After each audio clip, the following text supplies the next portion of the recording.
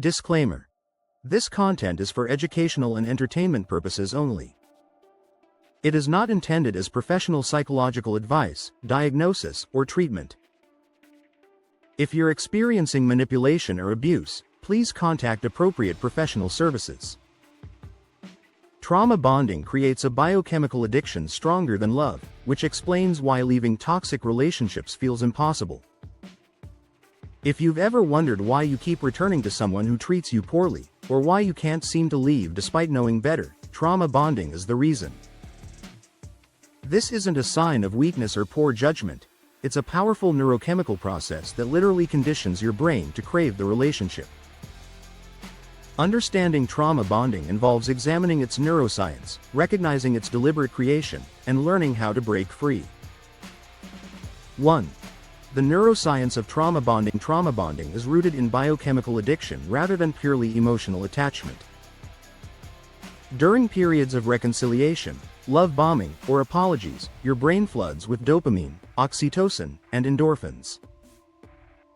Dopamine motivates and creates pleasure, oxytocin fosters bonding, and endorphins generate euphoria while reducing pain. These chemical surges reinforce attachment to the abuser. Conversely, during periods of abuse or withdrawal, cortisol spikes, producing anxiety and hypervigilance, while dopamine withdrawal creates craving, and norepinephrine increases arousal and fear. This intermittent cycle mimics the strongest conditioning pattern known in behavioral psychology. Research from Dr. Patrick Carnes indicates trauma-bonded individuals exhibit brain activity similar to substance addicts when exposed to their abuser. 2.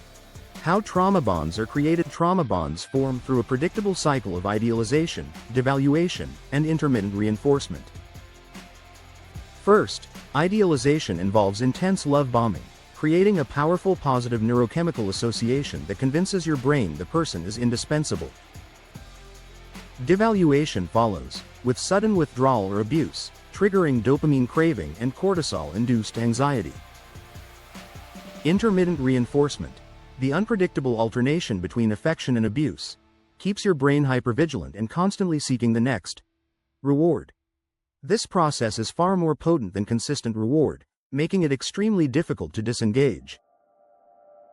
Deliberate manipulation often underlies this pattern, and research from Dr. Lenore Walker demonstrates that tension building, acute explosions, and honeymoon phases deepen the trauma bond over time. 3. Signs you're trauma bonded. Recognizing trauma bonding is the first step toward breaking free.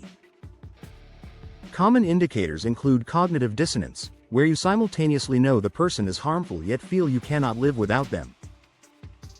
You may defend the abuser by rationalizing their behavior, repeatedly attempt to leave but return, isolate yourself from supportive friends and family, and experience physical symptoms of withdrawal, such as anxiety, heart racing, or sleep disruption. Your inability to objectively evaluate the relationship or focus on the abuser's potential rather than reality further confirms trauma bonding. 4. Why trauma bonds feel stronger than love. Trauma bonding generates feelings more intense than healthy love, but intensity does not equal depth. Healthy love involves stable oxytocin and dopamine levels with occasional positive spikes, producing warmth and contentment. Trauma bonds, however, create extreme fluctuations in dopamine and cortisol, resulting in obsession, emotional roller coasters, and constant stress activation. Your brain misinterprets the stress-induced arousal as proof of profound love.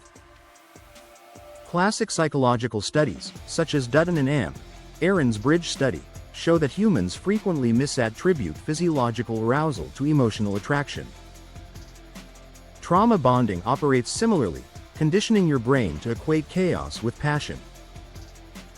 5. The breaking process, stages and strategies. Breaking a trauma bond is a withdrawal process, not a simple decision. Stage 1 is recognition, acknowledging the relationship is abusive, accepting your feelings are trauma bonded, and understanding you cannot fix the other person. Stage 2 involves planning, deciding to leave, arranging finances, housing, safety, and activating your support system. Stage 3 is the no-contact implementation, the most critical phase, involving complete cessation of all communication for 6 to 12 weeks. Stage 4 covers withdrawal symptoms, including emotional, physical, cognitive, and behavioral challenges, requiring coping strategies like distraction, journaling, exercise, and reality anchoring. Stage 5 emphasizes grief and processing, mourning lost expectations, processing trauma, rebuilding self-worth, and therapy engagement. Stage 6, integration and growth, involves consolidating lessons, establishing firm boundaries, avoiding trauma-bonded relationships in the future, and developing healthy relational patterns. Relapses are normal. Each attempt strengthens your ability to maintain independence. 6. Preventing rebonding and relapse. Trauma bonds attempt to re-establish through hoovering, where abusers use love bombing, crises, mutual contacts, or social media to lure you back. The dormant trauma bond reacts to these triggers, creating powerful urges to reconnect. Defense strategies include maintaining strict no contact, preemptively blocking communication, involving your support network, preparing for hoovering tactics in advance, and relying on therapy for guidance. True change in abusers is exceedingly rare, and research shows fewer than 5% sustain meaningful transformation. Expecting the abuser to change is a gamble with your well-being. 7. Long-term recovery and healing. Recovery from trauma bonding is possible but requires active work over months or years. Early months focus on acute withdrawal and maintaining no contact, followed by emotional stabilization and identity rebuilding. Over time, healing involves integrating the experience, understanding vulnerabilities, developing secure attachment, establishing boundaries, and rebuilding self-worth. Trauma-informed therapies like CBT, EMDR, attachment-focused approaches, and somatic techniques help process trauma, regulate emotions, and re-establish healthy patterns. Signs of healing include discussing the relationship without emotional overwhelm, recognizing abuse clearly, maintaining stable self-worth, and forming healthier relationships. Complete recovery integrates the trauma into your history without allowing it to control your present, leaving you empowered and resilient. Supporting someone who's trauma bonded. If someone you care about is trauma bonded, your approach can help them break free when they're ready. Non-judgmental presence is crucial. Avoid criticizing them for staying or returning, as they are fighting a neurochemical addiction. Provide consistent support, offer resources without pushing, help with safety planning, validate their experiences, and maintain connection even when they isolate. Avoid ultimatums, judgment, or trying to rescue them prematurely. Research shows abuse victims leave when psychologically ready, not when pressured. Your patient, steady support acts as a safety net, ensuring they have somewhere to go when they decide to leave. Prevention. Avoiding future trauma bonds after healing. Protecting yourself from future trauma bonds is essential.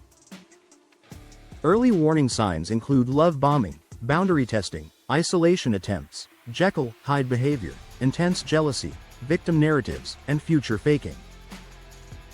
Protective strategies involve slow relationship development, observing consistency in behavior, maintaining outside relationships, trusting gut feelings, assessing treatment of others, watching conflict resolution, requiring accountability, and enforcing boundaries. Healthy relationships build gradually, respect autonomy, handle conflict constructively, and enhance self-worth. Trauma bonding is biochemical addiction, not weakness.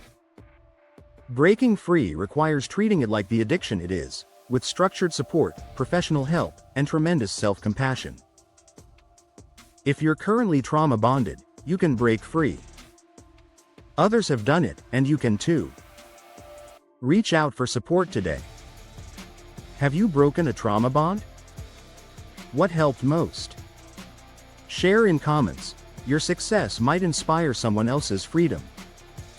Subscribe for content on recognizing, escaping, and recovering from toxic relationships.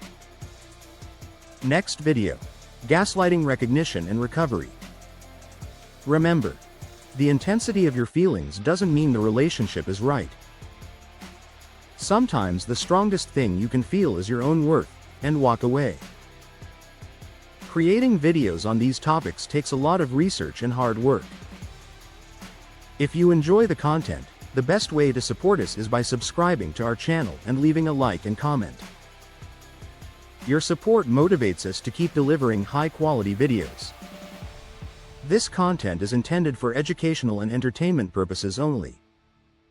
It is not professional psychological advice, therapy, or medical guidance. The information presented is based on psychological research and principles but should not replace consultation with licensed mental health professionals. If you are experiencing abuse, manipulation, or mental health concerns, please contact National Domestic Violence Hotline, 1-800-799-7233. Crisis Text Line. Text HOME to 741741, your local mental health services. The creator and channel are not responsible for any actions taken based on this information.